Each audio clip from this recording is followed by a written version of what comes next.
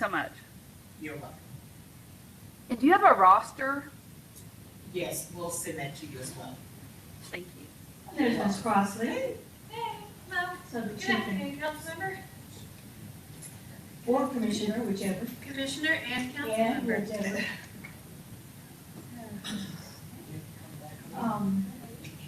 If it's okay with you, we're gonna suspend the rules in order to, talk about the, discussion of committee restructuring recommendations, Sure. just in case we don't have, because some people need to, leave shortly. Yeah, I'm just here as moral support, so, Oh, yeah, there you go. Whatever you guys need to do. oh, good. Yeah. No, 12:01, it's time to get going.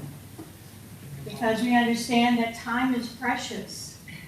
Are we waiting for somebody still? We're waiting on the form. Yeah, we still don't have a forum. Who are we waiting for? Oh, just about everybody. No, that's not quite true. I know that there are two of us here.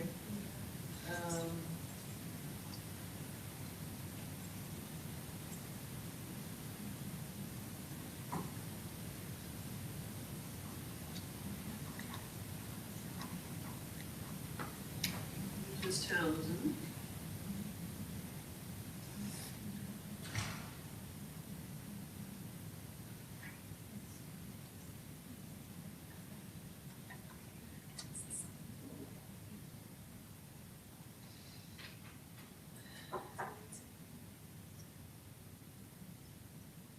To the partnership attendees, we have 2 call-in users. Can you please identify yourself?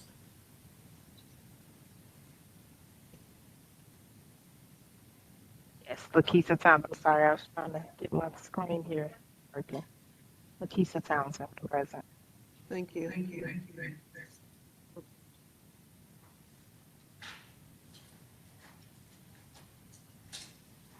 Was there a second number? Yeah, there's 2 call-in numbers, call-in user 2 and 3 that I'm not sure who they are. 1,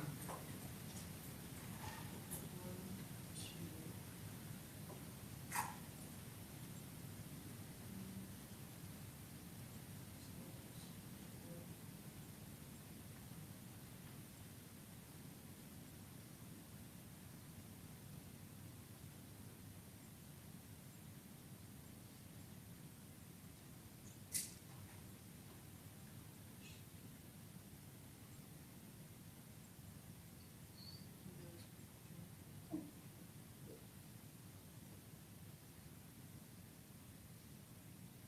Do we have to accept the resignation of, No. okay. For the record.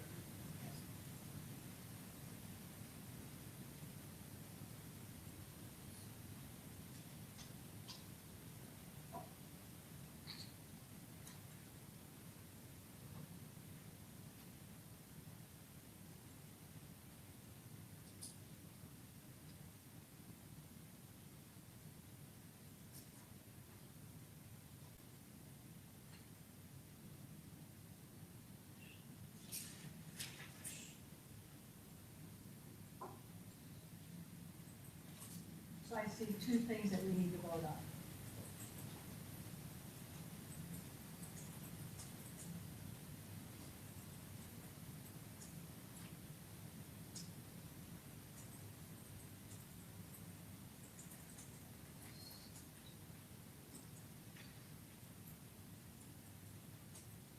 I understand the convenience of not being in person. It does not help the communication or the, Hi, Dan, this is Erin. Are you able to join us today? synergies. we, set in your mind that, oh, there's a partnership meeting. Oh. I'll be there. No. Are you Think the going to magic respond? happens when we're all, I mean, and sometimes you can't be right, and sometimes you can't be in the room, but at least most of the time you're able to be. I don't think that we can quite the issue at once. I mean, okay. Anybody else online?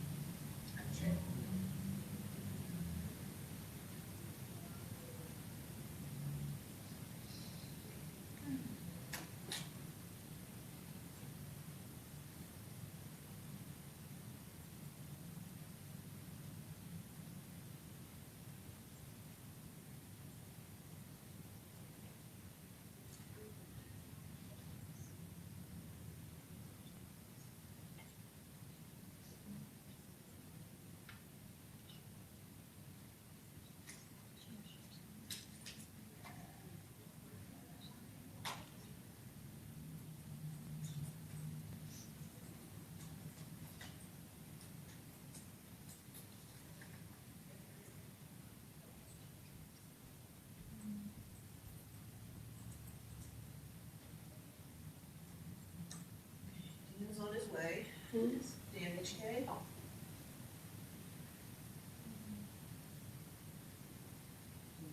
Chief Hurley? I'm calling now.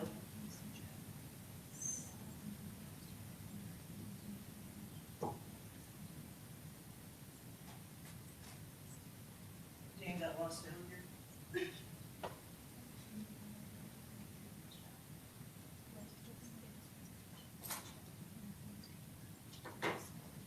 Has Ashley Brightridge been contacted?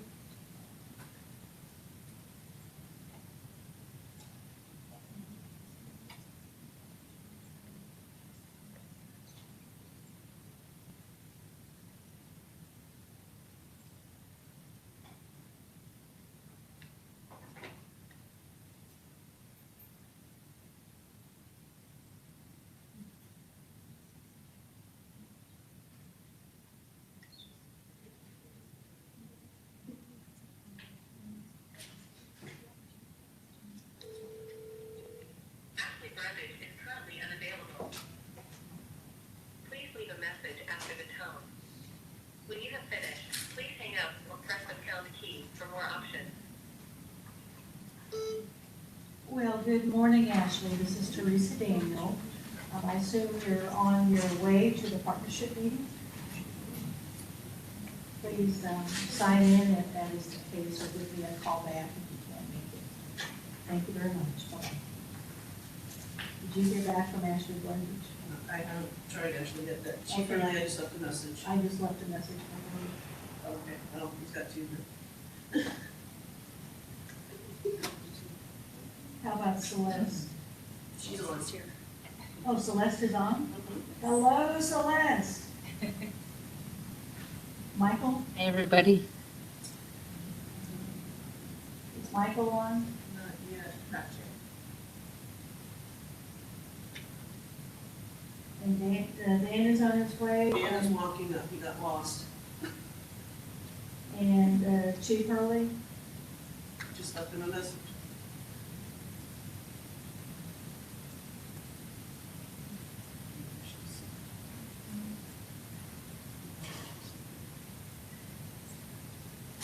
Let's see.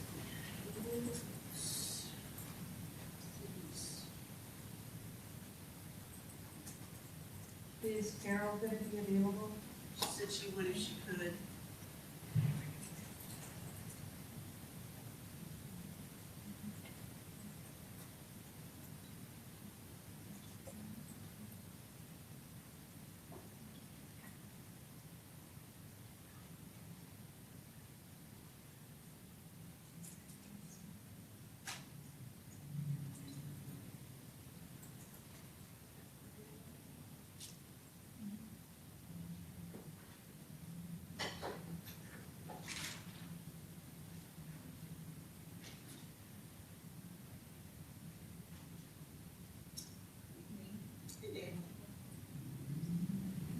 Hey, Dan.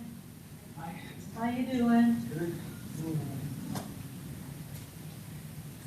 Huffing and puffing, come on. Sarah Tredick, nice to meet you. Christine Crosby, OHS. Hey. Oh, jeez. It's, yeah.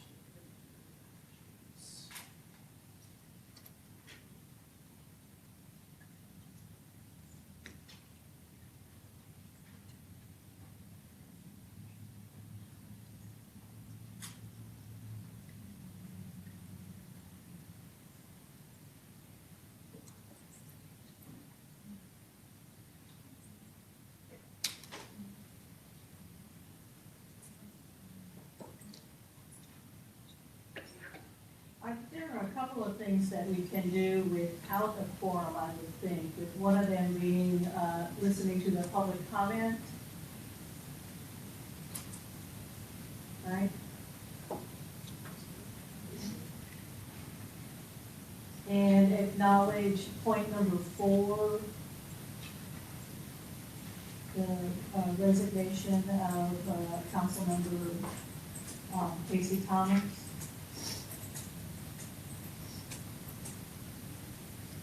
And we probably could hear the presentation. A vote is not required there either.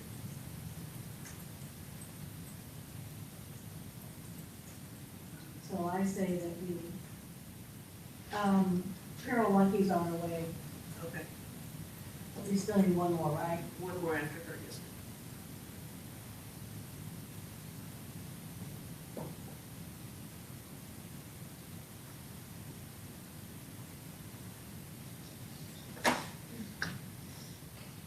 And you're still expecting Chief Hurley and Ashley Brundage, right? They both are SDP, Ms. Min, And Michael Peggy's, Ms. Min. Peggs. So we got 3 coming. Okay. Messages. Okay, well, I would like to welcome everybody to the Dallas Area Partnership to End and Prevent Homelessness Local Government Corporation. This is Thursday, May the 4th, 2023. It is now 12:13, and I apologize for the lateness. But would like to just remind folks that you can join the video conference. And I think that link has been distributed. You can join by video systems, and that has also, the phone number has been provided for that. You can join by phone. Either, and some of these things you have to arrange for ahead of time, like contacting Anita Briggs at the City of Dallas. Commissioner, I apologize. Lawyer Patel is saying we can't do any of the agenda items, None of the agenda items, not even the ones that don't require a vote. according to Tina. Can we do it if there are no questions then? I mean, yeah, we just don't Can we address do any it? questions. Let me ask her. I mean, we're not going to address, Christopher Hunter, is he online? Yeah. Christopher Hunter?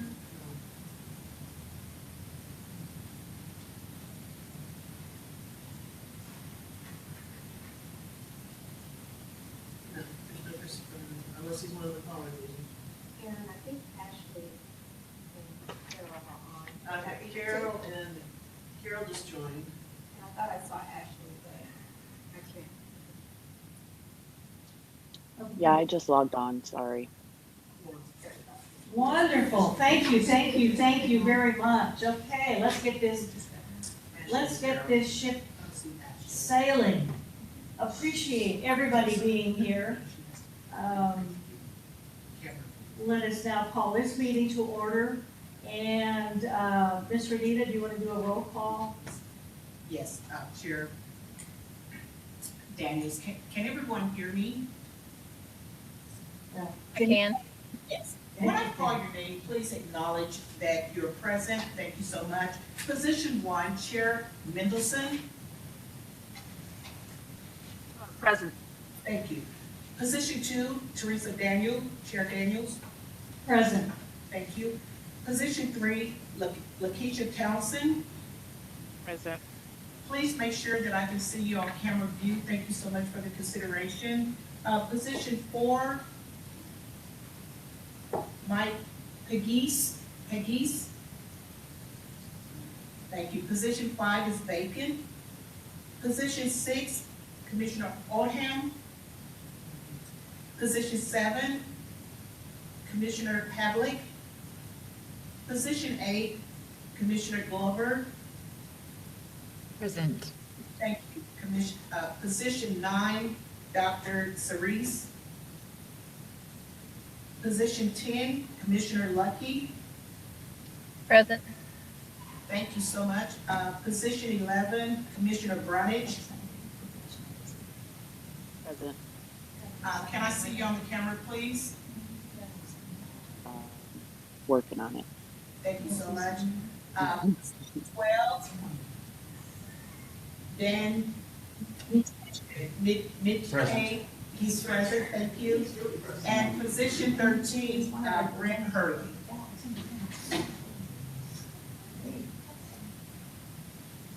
And Chief Hurley is not here, right? That is correct, Chief Hurley. I would like to declare the quorum is present with the membership of the board that is here, either online or in person. All of the legal notices have been posted, and this meeting has been duly called for both the city of Dallas and for Dallas. Public comment, Christopher Hunter had signed up, but I don't see him in the room. Is he online? Unless he's a call-in user. If Christopher Hunter would like to make public comment and is online, now is the time to do that.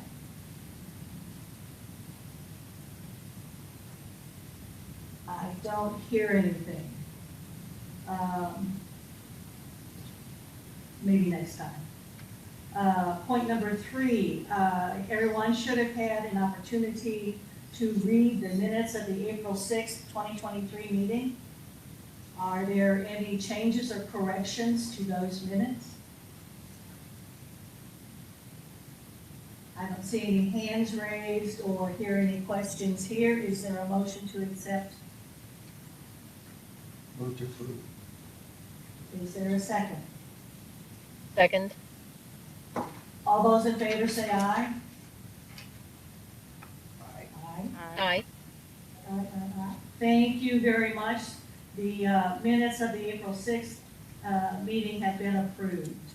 I would just like to acknowledge that council member and vice chair of this partnership, council member Casey Thomas, has resigned, and all that is required is that we acknowledge and that has happened. And would also like to then welcome council member Kara Mendelson. And council member Mendelson, are you there? I am. Well, good. I'm glad to hear that. And I'm also glad that you're here with us today. Do you have any words that you would like to say? First, I just like to say I was only appointed yesterday, so I apologize for not being in person. I will be in the future. I want to say thank you for everybody who does participate in this group.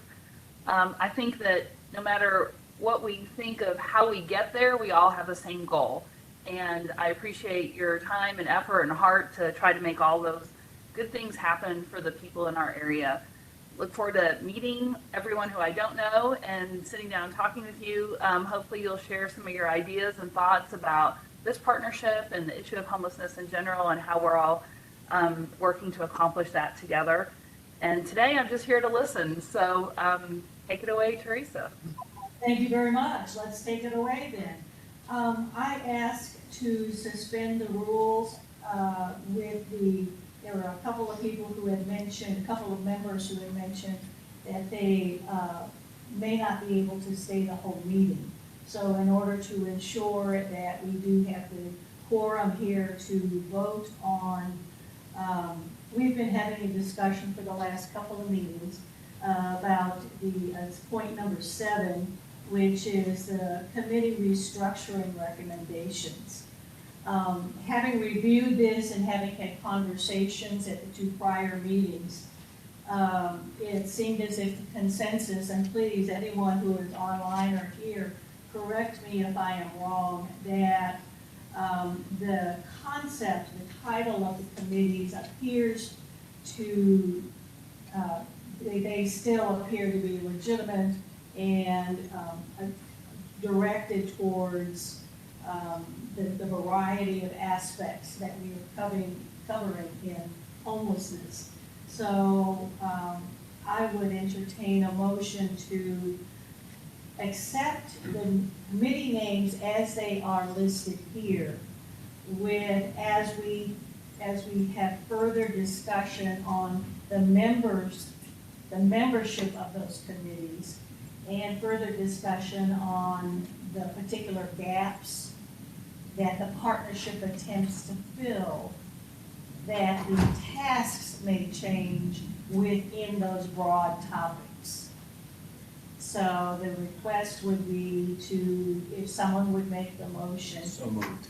Thank you. So that you understood what I was asking for. Is there a second to keep the titles of the committees as they are, and then fill in as we fill in the gaps with the specific tasks under those? Is there a second? Second. Second. Thank you very much. We got a second and a third out of that. All those in favor say aye. Aye. Aye. Any opposed? Thank you very much. Now we can move forward with that discussion at the next meeting. Now, let us go back, because unless you see if there are any other items to be voted on, and I do not, unless there's something here that, Ms. Mendelson? Any other of the other board members? Know that I'm really able to participate in that. I haven't seen the packet. I've only seen the agenda, so I really am only here to listen, but thank you. Well, I mean, I don't even know the names of the committee, so not sure that I'm the best person to participate today. I'm sure you're going to listen very, very well. Okay, then, seeing that there are no other items to be voted on, let us now go back to the original order of the agenda, which would be going to point number 5, which is the State of Homelessness Address Recap. Yes. And that brings up Christine Crossley and Sarah Craig. And I am just here in support of Housing Forward, so this is Sarah Craig's presentation. And I'll hand it over. Thank you. Hopefully y'all can hear me all right online this week. I have been struggling with my voice, so I will attempt to speak loud. Thank you. Oh, there we go. Microphone right up front and Okay, center. can everybody hear? All right. I'm good. Yeah, thank you. Okay, good. All right. So we had hosted our State of Homelessness address on April 13th, and the State of Homelessness is where we give our annual report out for homelessness in Dallas and Collin County, kind of our recap of the year. It's also where we make public the results of our most recent point in time count. This year that was conducted on January 26th. And the point in time count is really the measure that gives us the totality of homelessness on any given night in Dallas and Collin County. It is our only count of unsheltered individuals who are in our system. So it's an important tool to help us understand trends in our community and how the investments that we're making, how those investments are producing results. So it's meant to be used for trends, but there are lots of things that we do throughout the year to also track the measure of our success. And in our State of Homelessness address, we really try to give a fuller picture in the totality of the things that we track throughout the year that help us give indications of how our system is performing. So just to kind of take us back to a center of our community goals, the 3 things that we are always focused on are effectively ending veteran homelessness, significantly reducing chronic unsheltered homelessness, and significantly reducing family and youth homelessness. So those are sort of our North Star goals for our community, and all the work that we do aligns to those goals. And I'm just going to take us back for a moment to where we were a year ago. So a year ago, when we did this report out, we saw a slight decrease in overall homelessness, but we saw a significant increase in chronic homelessness and a 40% increase last year. So that gave us indications that we really needed to target resources to this population. And one of the gentlemen that he shared a little bit of his story during the State of Homelessness And he shared that he lost his housing and his identification right before COVID hit. And then when COVID hit, there was no way for him to gain new identification or regain housing or get services because of the orders to stay at home. So just because his was one example of many of that was the kind of a result of the pandemic, being that our neighbors who began to experience homelessness continued to linger for a longer period of time. So we knew we needed to target resources, and thanks to the Dallas Real-Time Rapid Rehousing investment, we have those resources to rehouse those individuals. So we began to work closely with, obviously, the city of Dallas and those folks to increase encampment decommissioning efforts and really target those resources toward housing those neighbors who were chronic and unsheltered. And if you want to go to the next slide. While this year we were able to appreciate that we had a slight reduction in overall homelessness, where you really see the results of those investments we had a 32% decrease in chronic homelessness. So these are our neighbors who've been unhoused for long periods of time, either a year or more, or over the last 3 years, several, kind of cumulatively a year over the last 3 years. So these are our neighbors who at times can be deemed harder to rehouse when they have been unhoused for long periods of time. But our efforts have really paid off with that 32% decrease in chronic homelessness. We also saw a decrease in unsheltered homelessness, a 14% decrease. And you can go to the next slide if you'd like. And that was where, again, those targeted investments in encampment decommissioning have produced results by decreasing the neighbors that we are seeing experience unsheltered homelessness. And some of the, so those were a lot of the successes that we saw through our point in time count. We did see some areas of just opportunity, and that is with some of our subpopulation groups. So our youth, our families, our veterans, we did see those overall numbers increase. But when you actually, if you go to the next slide, where you see the increases are kind of in that yellow area. Many of our organizations who provide transitional services, many of them reduced their services and their capacity during COVID, and we had many of those providers fully come back online in this last year. So where we saw those increases were really in that transitional housing space. And so for us as a total system, we really want to encourage our providers that even when they're providing those support services, we can do that with someone in a permanent home setting. So we want to make sure that as a system, we have the permanent housing resources to get neighbors into housing and end their experience with homelessness as quickly as possible so that they do not linger in our system. We continue, the next slide, we continue to report on race and ethnicity. We continue to see Black households overrepresented in our community. Just to give you a baseline, in Dallas and Collin County, between the two counties, the general population is 20%. Of Black households represent 20% of the general population in Dallas and Collin County, whereas in our unhoused population, that number rose from 54% to 59%. And as we all know who work in this industry, that is not a result of those individuals' actions, but it is a result of a lot of systems of injustice that sort of filter into the homeless response system. So we continue to interrogate how do we provide services equitably across our system, and in areas where we do see any racial disparities, how can we correct those as a system as quickly as possible? And then one of the areas, again, that we tried to give more kind of a window into what we track throughout the year. We gave a state of our system.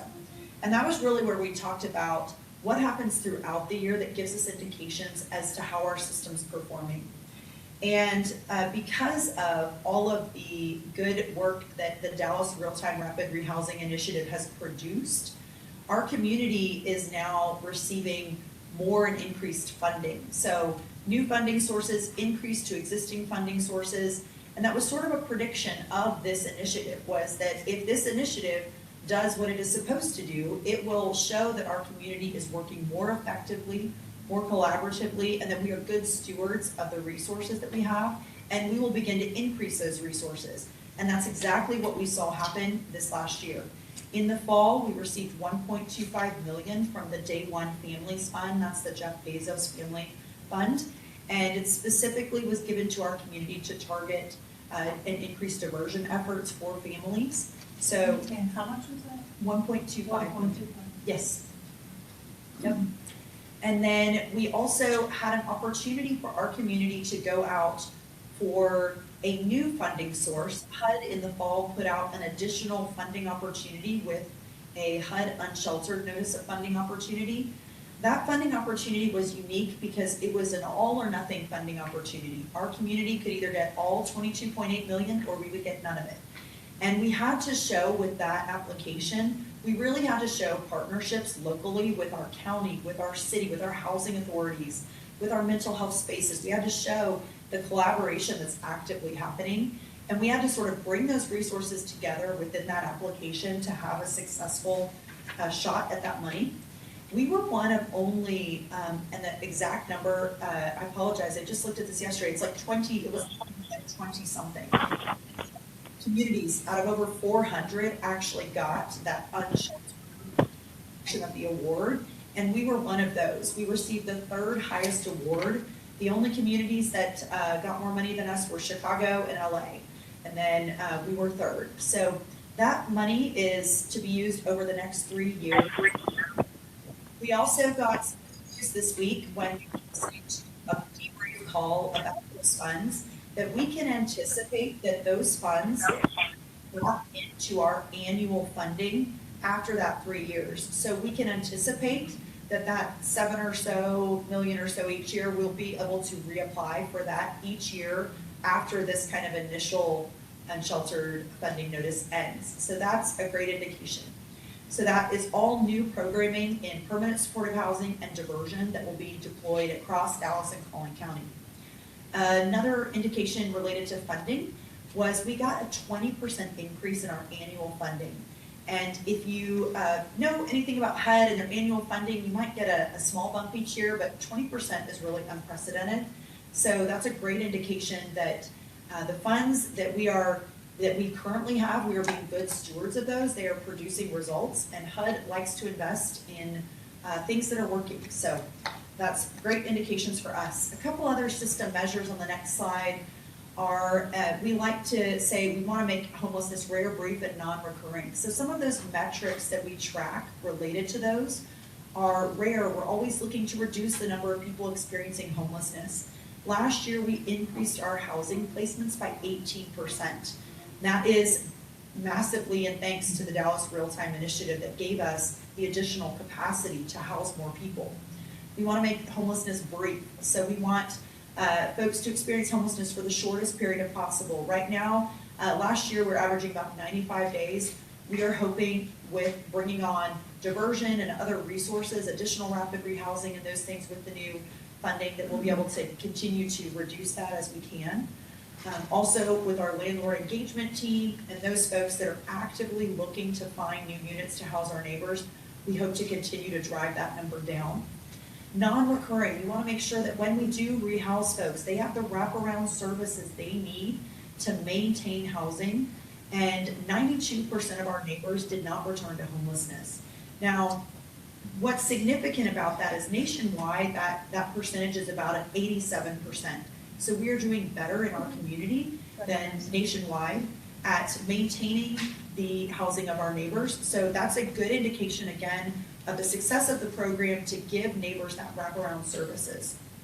A couple of areas we wanted to just dig into that help you understand how we made more progress in the areas that we did from the point in time count. The next slide shows just a snapshot of, we always want to lift up all of the providers. You can go to the next slide if you want to. Thank you. We always want to lift up all of the many providers that are active in the encampment decommissioning work. And that work at this point has closed 11 encampments, with 2 of those being very large City of Dallas encampments with 60 plus residents in each. And then we've had some smaller ones, but our hope is to, and we are actively working with the city, with the county, to expand our outreach services. And with more funding for increased outreach workers, we can continue to work on multiple encampments at one time and continue to reduce the unsheltered homelessness that's visible in our community. I just want to take a moment here, just looking at the partners and what they represent. because it's providers of service, providers of mental health services, it's local government, it's local nonprofits, downtown nonprofits, it's long-term, the Bridge, City Square, the Stew Pod, Austin Street are providers, direct providers of shelter, emergency shelter, and, very limited. But it's, taking and then the variety of services available through Catholic Charities, then the health services through Parkland, the mental health services through MetroCare. It's just amazing how, by bringing all of the variety of service providers together, it really does fill in a lot of the holes in the system, Yes. which is what has to happen. And so I'm Absolutely. just glad that it works. Yeah. Well, and that's one of the unique things about encampment decommissioning is that, and Christine and her team can attest to this, when we begin to look at a new site and we assess what are the needs of our neighbors, that's assessing their health needs, their mental health needs, any substance support needs that they might have. It's assessing all of that and beginning to bring it to the encampment, but then also ensuring that as they're assigned to an intervention that's best for It's the them, linkages to the that outside that world. case manager can then continue to wrap them with the support services they need. And that again speaks to our increased percentage of neighbors maintaining their housing. It's one of the things too, that in decision-making, I look at addressing the crisis we have today, which is the homelessness of that person, but then keeping in mind where you want to be 6 months from now or 2 years from now, and seeing what we can do to provide those linkages. And this listing of partners is a very good example of, first of all, what it takes, Yes. and second of all, it's that very real working together. You can go on, Sue. Are there any other questions at this point? Because I know that a lot of information is being provided. I do, but Yes. you can go ahead and finish the presentation.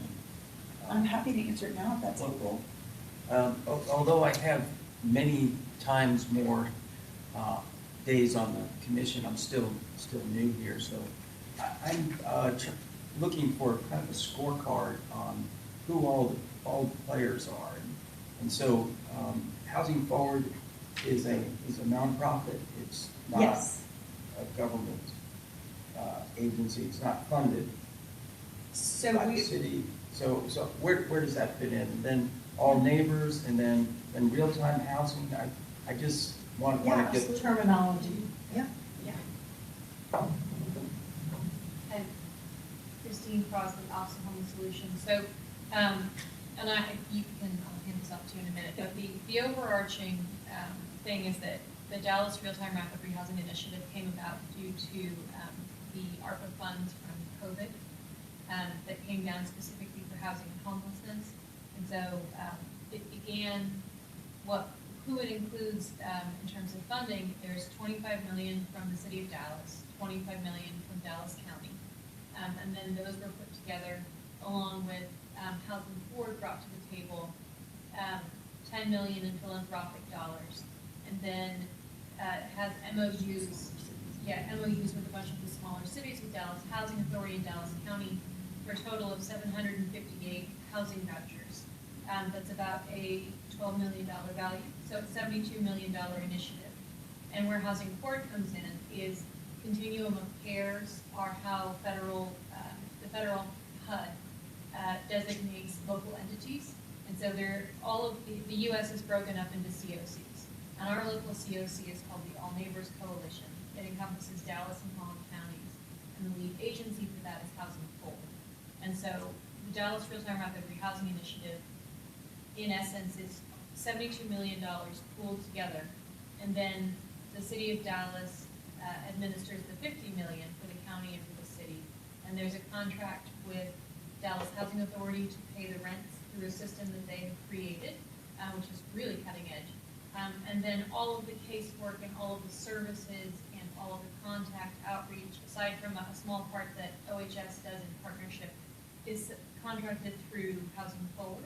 And then they subcontract with the other partners.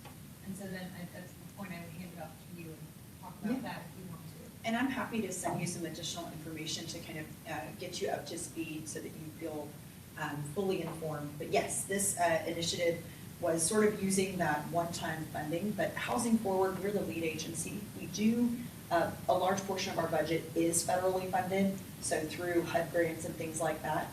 But then we do raise, we are a 501c3, so we do raise our own individual money as well. And then we facilitate a lot of the work that happens with the All Neighbors Coalition. That's a group of 130 plus nonprofits, cities, different folks that are interested in solving homelessness. They come together. Just to give an example of sort of how the work happens, there are over 20 work groups that happen each month with members of the All Neighbors Coalition, facilitated by a Housing Forward staff member. To give you an example, one would be a family group.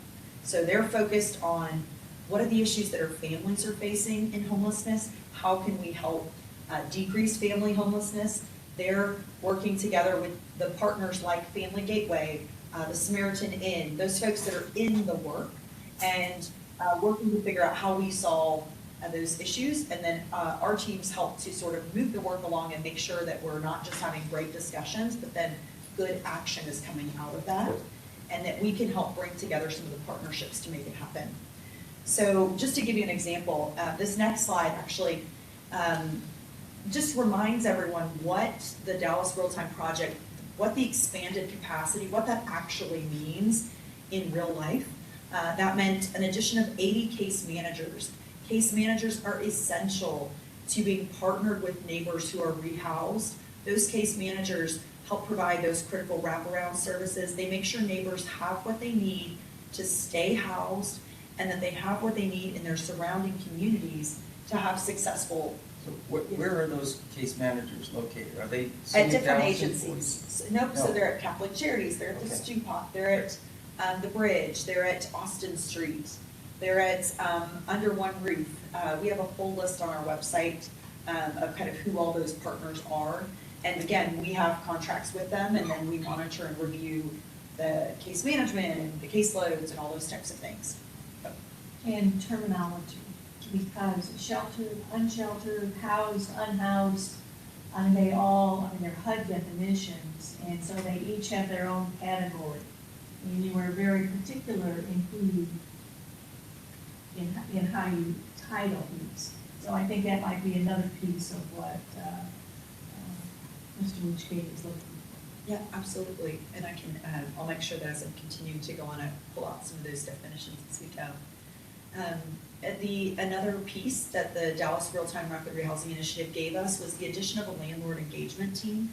The reason why this team is so critical, lots of communities maybe struggle to find landlords who will accept vouchers, but in only 2 states, Texas and Indiana, can landlords and property owners actually legally choose to not accept a housing voucher. In every other state, it's considered discrimination.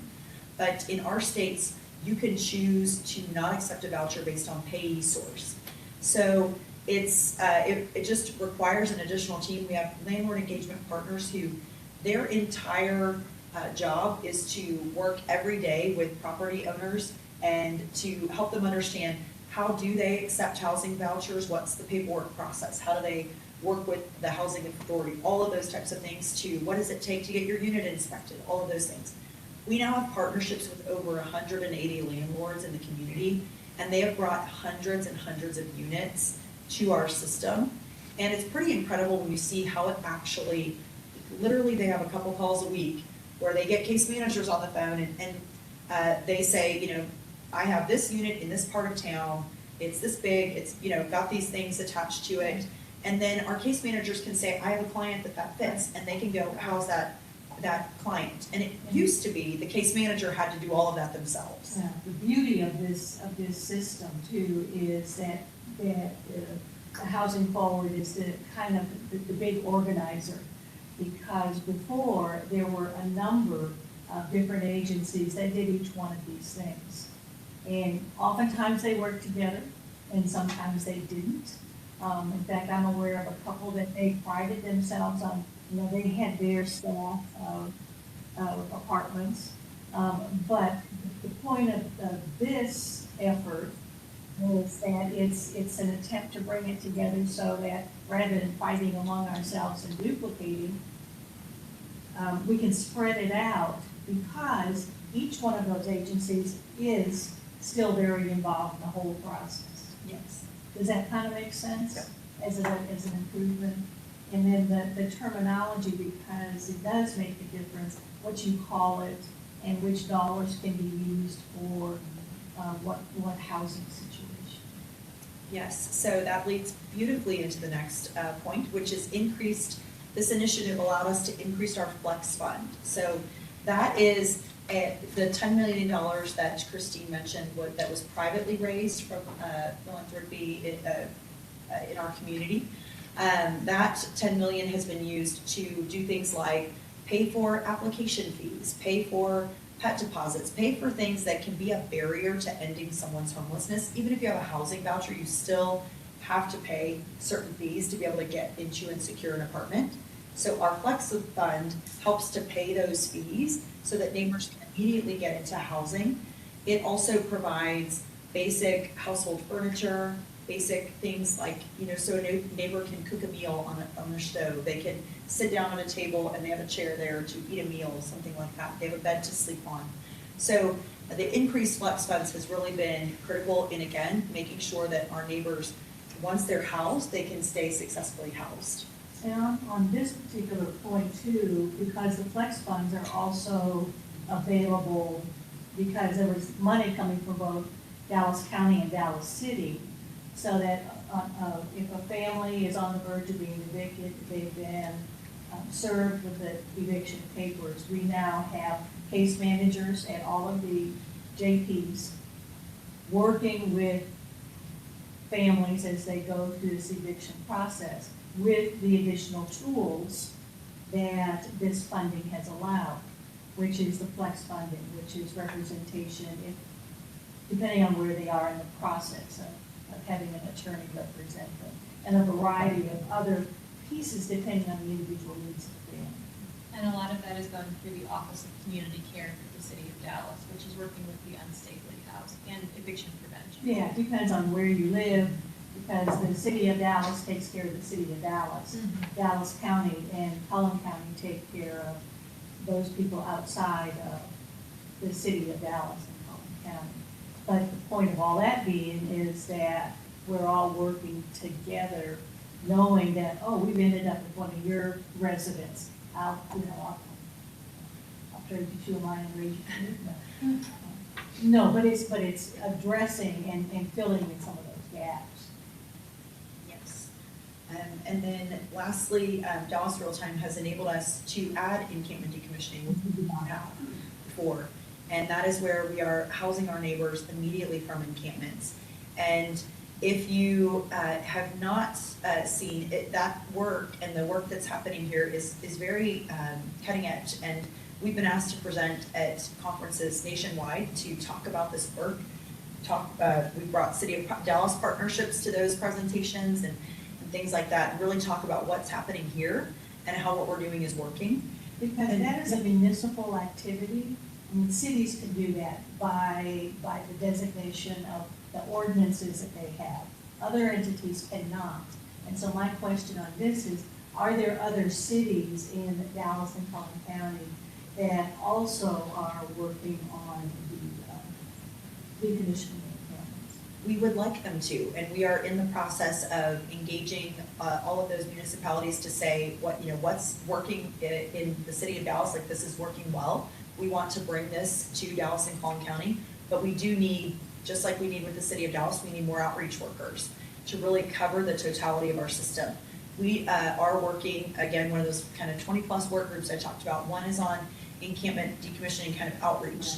And so we're working with nonprofit partners, and it's sort of, certain nonprofit partners, Metro Crest is a great example. They kind of cover like a northwest corner of Dallas County, but also Farmers Branch, Addison, those types of places. So we're working with partners that are already in those spaces to say, here is how you not just put a Band-Aid and provide a blanket, but here's how you can get that neighbor on a pathway to housing. And then we make sure that they are aware of the supports available to get that neighbor to end their experience with homelessness. And that's how many of the other cities then become actively involved too in addressing the issues in their own cities. You know, what happens if you live in Richardson? What happens in Vancouver? And those are the kinds of things, and, you know, take the lessons learned and the successes and see if we can, you know, streamlining the processes that we do. Yes, absolutely. And as of May 1st, that initiative has housed 1,951 neighbors. So just thank you to everyone involved in getting that through the finish line. That's an initiative that's producing results. What is the goal So, of that? What I'm getting to now, the initial goal was 2,700 neighbors by the end of 2023.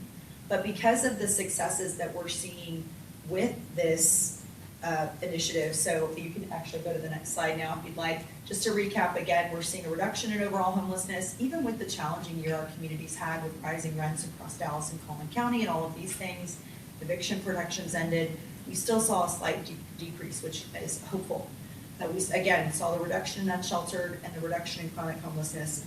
And then with the increase, you can go to the next slide, with the increased investments we discussed earlier, what we're doing is taking these investments, wrapping them into the real-time model that we know has worked and is producing results. So we're taking it and wrapping these investments into that same initiative, and we are actually expanding the goal. So if you go to the next slide, our new goal for, and we have just shortened the name slightly because it now doesn't include just rapid rehousing, and it doesn't include just Dallas. So it's really, this initiative will now represent the totality of our system. So we have kind of rebranded it, if you will, as the real-time rehousing initiative. And we are wrapping the existing rapid rehousing and permanent housing support services that were within that campaign, but we're adding more rapid rehousing, we're adding more permanent supportive housing, and we're adding diversion system-wide.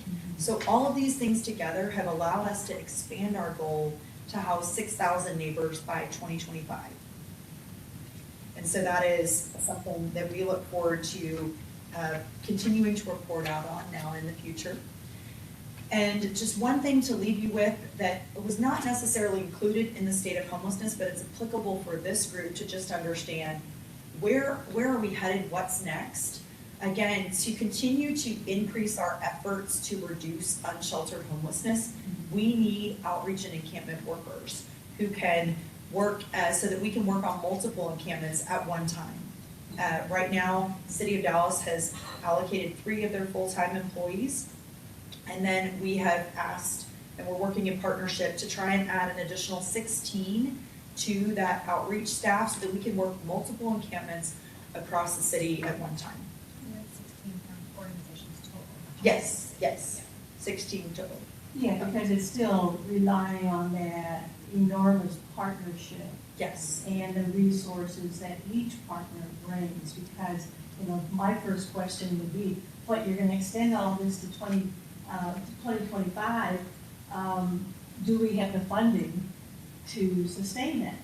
Because one of the parts that I know Dallas County's been working on is that sustainability piece. Because the ARPA funds are gonna run out. Yes. Then what happens? And we've really worked in distributing the funds with making everybody who receives funds very aware that, okay, so what are you gonna do to sustain your family after these funds are no longer available, and start talking about that at the time of the receipt of funds, so that you've got the thought in your head, I've gotta find a job, I have to find a job that pays more, we have to figure out our transportation so we can get to that job, you know, whatever that matrix is gonna be for each family. And a lot of the additional funding that we received from that new HUD grant, that unsheltered grant, our increase in our annual funding, those things will allow us to sustain the increase that we have been able to build. So it's, again, when you can show that you're producing results, we are being able to bring more resources to help sustain. And that's the beauty of this sheet. Yes, it's a very pretty sheet, yes. But even prettier than just the way it looks is the fact that there are the additional dollars to make sure that we've got something to do with. Yes. Did that help it? Yeah, it helps quite a bit. And so when is the cliff for the ARPA funds? So it's 2024 or 2030? So our, those funds will go through the end of the initiative, kind of that, those initial funds will go through the end of the original initiative, which would have had neighbors being housed through the end of this year, but then their case management and their support would continue for 12 to 18 months, so it would go into 2025. And then by that point, all these other new resources will be online and will kind of be filling in. All of the ARPA funds must be dispersed by 2026. So that's what we're all looking for, you know, okay, so when do we have to make sure that we've got something else in the, already developed in the works? Thank you very much. What else do you have to say? Nothing other than thank you all for all you do to help make these initiatives and things possible. And there's some really nice other sheets here that are just kind of handout sheets that are a synopsis of a lot of what we have heard right here. Yes, and that one sheet, so that one you have in your hand currently is, we produce that annually based on results of the point in time count. The other sheet we produce monthly, and it just gives us an opportunity in different venues to allow folks to understand what's happening in our system and any updates we may have to share, any upcoming events we have to share, where you can learn more about what's happening in the system, things like that. Okay, I would like to see at some point a spreadsheet on where are we? So that over, whether it's a monthly, you know, by this time, these are the achievements, these are the kinds of things. These are the number of people who we have seen, these are the number of people who have been sheltered, these are the number of people who have received services. You can actually watch that in real time. We update weekly a community dashboard. There you go. And our community dashboard very soon will represent the totality of the system, so the totality of the initiative. So you can literally, it's updated every week. As I said, the numbers I stated earlier were May 1st, so they will be updated again next Monday. And then soon that initiative and that community dashboard will represent all exit pathways. And you can literally drill down who has enrolled in the program, who has been housed through the program. You can actually drill down into race and ethnicity as well to be able to see those types of metrics. You can even see how long folks are in housing search. For a while, we saw that Black households were actually in a housing search longer for various reasons. So again, as we've had an influx of landlords that will accept housing vouchers, we've been able to kind of shorten that window. My last question would be to, okay, we are the partnership here, and part of why it was created was to fill in the gaps. Out of all the information you provided, part of it is, okay, now I'm looking to see where are the areas that are not being covered. Well, there are a lot of things in the work for areas that are kind of not being covered, and I would say that my Chief Program Officer, Sarah Kahn, probably has more exact details, but I know currently some of the things we're looking on, some of those gaps are the outreach workers we discussed earlier. So we're looking to what are the funding sources we can use to fill the gap for the outreach workers that we need. We're also working on managed care teams and intensive teams that will wrap support services and care teams around individuals in permanent supportive housing. So that's kind of something that is on the horizon that we're working toward. That one, we don't have quite the bow on it yet, but we want to make sure that our neighbors have a team of people around them, those neighbors that need more intensive supports. We don't want to leave it up to case managers to try and fill in those gaps in the community. We want to make sure that they have teams available with mental health professionals, physical health professionals, all of those folks to support them. Because when I see us, we are kind of meeting together at the same point of looking at what is the status and where are the gaps, where are things that there's still unmet need, Yes. and what those needs might be. So that's a piece of it. But then also looking, I also wanted to welcome Michael Pace. I think he joined us, and it's a perfect time because at our next meeting, we will be looking at too, what are we doing as a board here with the committee structure that we have, and how does that match up to what those unmet needs are, so that we can build it together. And so, to me, it kind of makes sense that we're at the same point.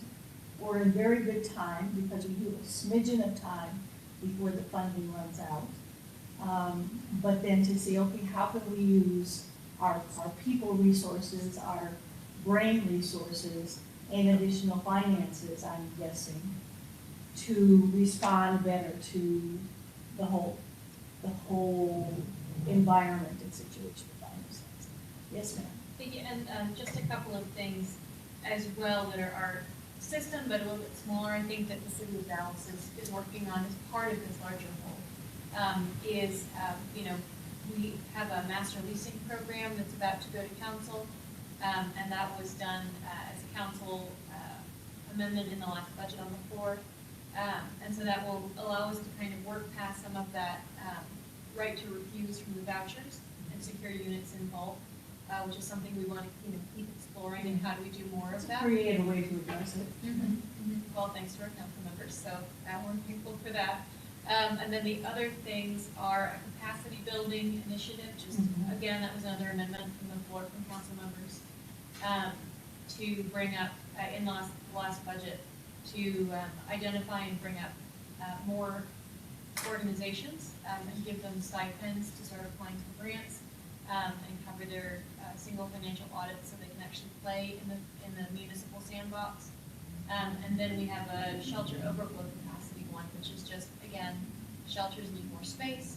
They have relationships with, existing relationships with hotels, and so can we bolster those relationships so that they can have more space without having to reinvent the wheel? Right. And part of that is, kudos to the city of Dallas for making those decisions. We also are looking at a larger geographical area. We have a number of organizations also who are some of the partners who are very involved in exactly those items too. So that we can, all of us, be partnering.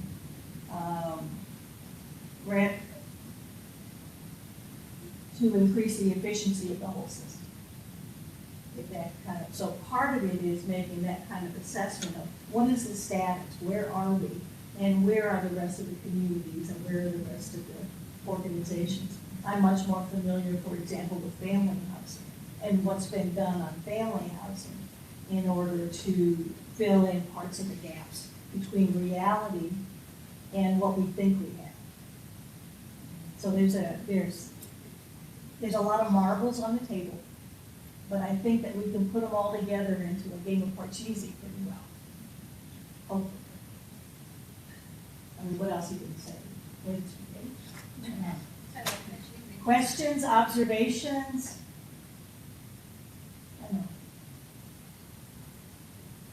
I don't hear any, but thank you for all of the work. 2 words, we don't do anything by ourselves, and we're not done yet. The next item would be the existing committee reports. And I'm the last person left standing there. And all I gotta say is housing is a long-term effort. And so that the 15 different projects that Dallas County is working on is in various stages. And everything is moving along from the planning to the developing to the construction, to people being able to move in. And that's my report. Is there anything else that we have to talk about here? Announcements, upcoming events? Yes, ma'am. We have a hard conversation coming up on May 11th. We're hosting Jeff Olivet from the United States Interagency Council on Homelessness Usage. And you'll be getting that information out to all the people who are on this. Yes, and he's going to go kind of in depth with us on the federal plan, the all-in federal plan, and what that means to our nation, but also what it means locally to us here. So that'll be a great conversation. And if you do not want to read the, I believe, 104-page document that I've had the pleasure of reading, then you can join that conversation and get some recaps. And that, in fact, is on the bottom of the agenda. Yes. Very conveniently placed. Will it be recorded? Yes, we always record it. We put it on our podcast. We also put it on YouTube.